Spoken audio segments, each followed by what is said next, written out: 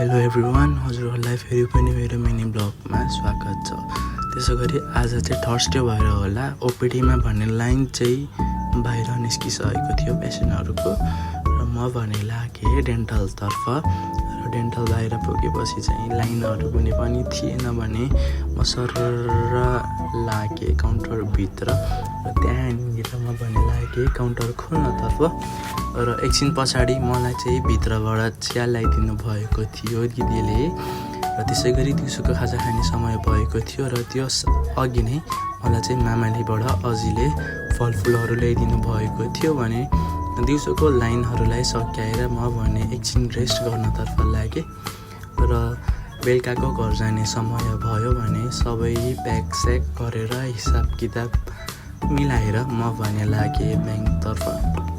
र आज चाहिँ मलाई अलिक अल्छी लागेकोले गर्दाखेरि म चाहिँ यहाँ दुर्गेश थापाजीको गीत सुनेर एकछिन बसिरहेको थिएँ।